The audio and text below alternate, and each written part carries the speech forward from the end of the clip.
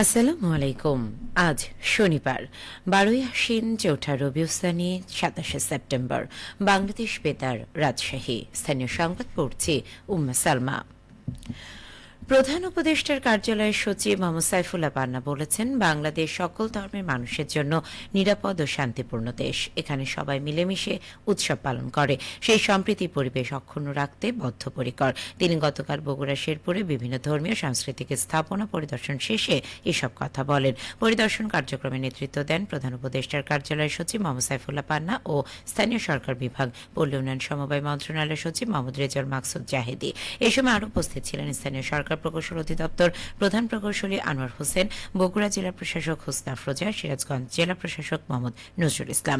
সরকারি প্রতিনিধি দল প্রথমে এলজিইডি কর্তৃক বাস্তবায়ন হচ্ছে এমন বিভিন্ন অবকাঠামো উন্নয়ন প্রকল্প, যেমন যোগাযোগ ব্যবস্থা উন্নয়ন, সরকারি ভবন নির্মাণ ও সংস্কার কাজ, শিক্ষা প্রতিষ্ঠান অবকাঠামো উন্নয়ন প্রভৃতি প্রকল্প ঘুরে দেখেন। এসব প্রকল্পের বর্তমান অগ্রগতি ও ভবিষ্যৎ পরিকল্পনা নিয়ে সংশ্লিষ্ট প্রকৌশলীদের সঙ্গে মত বিনিময় করেন।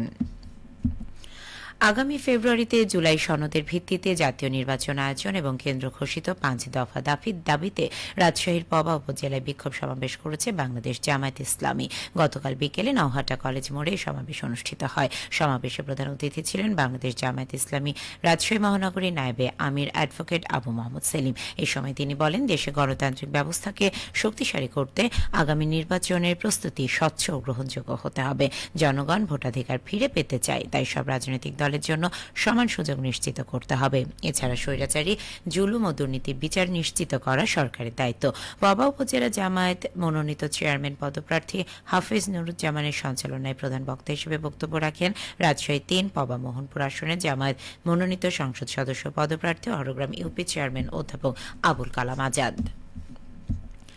জুলাই সনদ ভিত্তি ও পিআর পদ্ধতিতে নির্বাচন সহ ৫ দফা দাবিতে বাংলাদেশ জামায়াত ইসলামী চাঁপাইনবাবগঞ্জ জেলা শাখার উদ্যোগে সমাবেশ ও বিক্ষোভ মিছিল অনুষ্ঠিত হয়েছে। গতকাল বিকেলে পৌর পার্কে সংক্ষিপ্ত সমাবেশের মধ্য দিয়ে এই কর্মসূচি শুরু হয়। পরে একটি বিক্ষোভ মিছিল শহরের বিভিন্ন সড়ক প্রদক্ষিণ করে শান্তির মোড়ে গিয়ে শেষ হয়। এ সময় মিছিল অংশগ্রহণকারীরা জুলাই সনদ বাস্তবায়ন ও পিআর পদ্ধতিতে নির্বাচনের দাবিতে বিভিন্ন স্লোগান দেন। জামায়াত ইসলামী চাঁপাইনবাবগঞ্জ জেলা আমির মাওলানা আবু আজহার গিফারির সভাপতিত্বে প্রধান অতিথি হিসেবে উপস্থিত ছিলেন জামায়াত ইসলামী কেন্দ্রীয় নির্বাহী পরিষদ সদস্য ও চাঁপাইনবাবগঞ্জ ৩ আসনে জামায়াতের সংসদ সদস্য প্রার্থী নুরুল ইসলাম বুলবুল।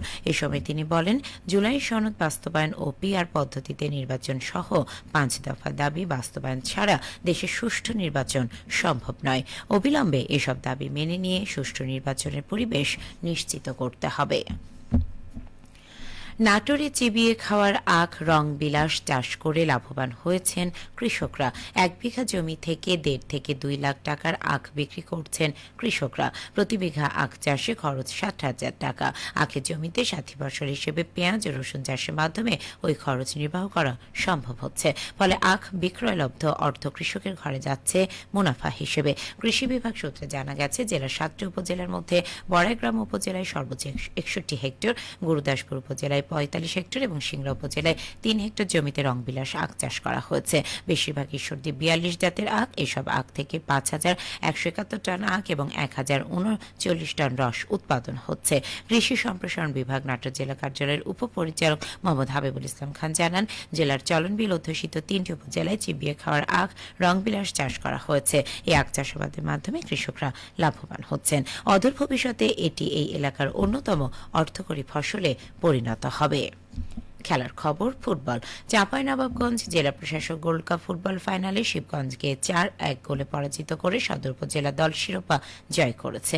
গতকাল চাঁপাইনবাবগঞ্জ জেলা প্রশাসক গোল্ড কাপ ফুটবল টুর্নামেন্ট ২০২৫-এর চূড়ান্ত খেলা অনুষ্ঠিত হয়। খেলায় সদর উপজেলার পক্ষে ২টি করে গোল করেন দলের ২ তারকা খেলোয়াড় আব্দুল আহাদ এবং ঘানার বিদেশি খেলোয়াড় বুয়াচিন। শিবগঞ্জের হয়ে একমাত্র গোলটি করেন জাহিদুল ইসলাম। টুর্নামেন্টে অসাধারণ নৈপুণ্যের জন্য আব্দুল আহাদ ম্যান অব দ্য টুর্নামেন্ট নির্বাচিত হয়েছেন এবং সর্বোচ্চ ৮টি গোল করে টুর্নামেন্টের সর্বোচ্চ গোলদাতাও হয়েছেন তিনি। ফাইনালের সেরা খেলোয়াড় অর্থাৎ ম্যান অব দ্য ম্যাচ হয়েছেন সদর উপজেলার আব্দুস সামাদ। পুরস্কার বিতরণ অনুষ্ঠানের প্রধান অতিথি হিসেবে বিজয়ী রানার্স আপ দলের হাতে ট্রফি তুলে দেন রাজশাহী বিভাগীয় কমিশনার খন্দকার আজিম আহমেদ। চাঁপাইনবাবগঞ্জে জেলা প্রশাসক গোল্ড কাপ টুর্নামেন্ট গত ১২ সেপ্টেম্বর থেকে শুরু হয়। এতে জেলার ৫টি উপজেলা দল অংশ নেয়।